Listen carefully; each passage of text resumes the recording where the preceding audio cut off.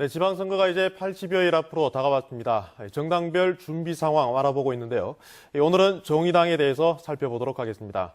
정의당 장태수 대구시당 위원장 나와 있습니다. 위원장님 안녕하십니까? 네, 안녕하세요. 우선 그 기초의원 4인 선거구에 대해서 얘기를 하지 않을 수가 없는데요. 어제까지 이제 닷새 동안 단식 농성도 하시고 굉장히 피곤하실 수도 있을 텐데요. 이번 이 4인 선거구 무산에 대해서 어떻게 봐야겠습니까? 네, 대구 정치의 가장 큰 문제점은 자유한국당이 부당하게 지방의회를 독점하고 있다는 겁니다. 제가 부당하게라고 말씀드린 이유는 지난 2014년 지방선거를 보면 자유한국당의 전신이라고 할 수 있는 새누리당이 시민들께 얻은 정당 득표율은 불과 70%를 조금 넘었습니다. 네. 지역구에 출마한 대구 시의원들의 평균 득표율도 70% 중반대입니다. 결국 공부해서 시험 쳤는데 그 시험 성적은 70점 조금 넘은 셈인데 네.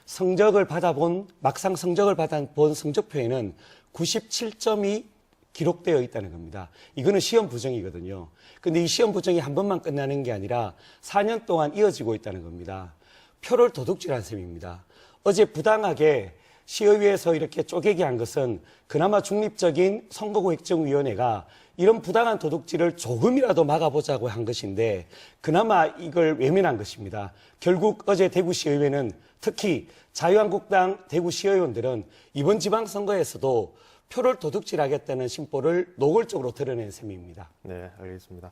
그 지방선거 같은 경우에는 광역기초단체장뿐 아니라 그 지방의원들까지 뽑는 아주 큰 그러한 선거인데요. 현재 대구에서 보면 정의당은 기초의회만 진출해 있는 상황이지 않습니까? 출마 후보라든지 이번 지방선거를 준비하는 전략이랄까요? 어떻습니까? 네, 정의당 대구시당은 이번 지방선거의 제일 목표를 지역 정치에 직접 개입할 수 있는 교두보를 확보하는 데 두고 있습니다. 네. 그래서 기초의원 선거에 집중하고 있는데요. 지역에서 꾸준히 정치활동을 하고 특히 정의당 지방의원들만의 특색인 주민들과 함께 지역 공동체 활동을 한 좋은 후보자들을 네. 준비하고 있습니다.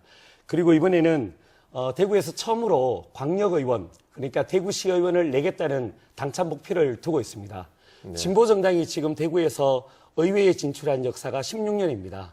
그동안의 의정활동 성과와 또 정의당만의 차별화된 비전 그리고 시민들과 함께하는 선거 캠페인을 통해서 이번에 반드시 대구시의원 당선을 목표로 이뤄내겠습니다. 네, 차별화된 비전을 말씀하셨는데 민주당이나 한국당에 비해서 아직은 지지도나 인지도가 낮은 게 사실이지 않습니까? 정의당만의 좀 차별화된 그런 공약이라면 어떤 게 있겠습니까? 네, 다른 정당과 차별화된 공약, 정의당은 약속으로 말씀드리지 않습니다. 정의당은 대구에서 3명의 기초의원을 두고 있습니다. 이 3명의 기초의원은 누구보다도 열심히 의정활동을 하고 있습니다. 구정을 견제하는 가장 강한 수단인 구정질문 회수만 보더라도 정의당 이영재 북구의원이 25건 하면서 가장 많이 했습니다. 네. 저 같은 경우에도 조례를 대표 발의한 건수가 다른 의원들 평균보다 9배나 많은 형편입니다. 네. 그 외에도 주민들과 함께하는 밀착형 생활정치를 통해서 정의당 의원 한 명이 왜 꼭 필요한지를 지금까지 보여왔습니다. 네. 이런 점을 대구 시민들께 잘 호소드리겠습니다. 네. 현재 국회에서는 그 민주평화당과 이 공동교섭단체를 추진하고 있지 않습니까? 이러한 부분들이 이번 지역에서의 선거에서도 영향을 미치지 않겠습니까? 네, 지금 민주평화당과 공동교섭단체 구성이 협상 중이고요. 별다른 변수가 없는 이상은 교섭단체를 구성할 걸로 예상합니다. 교섭단체가 구성되면 국회 내에서 아무래도 조금 더 큰 일과 책임 있는 역할을 할 수밖에 없고요. 언론 노출도 아마도 더 많아질 겁니다. 사람들도 얼굴을 더 자주 보면은 익숙해지잖아요. 그리고 그 사람이 뭔가 책임 있고 다양한 역할을 하면 신뢰도 더 생기기 마련입니다.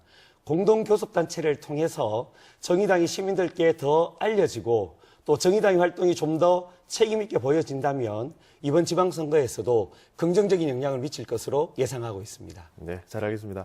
오늘은 여기까지 듣도록 하겠습니다. 네, 고맙습니다. 네.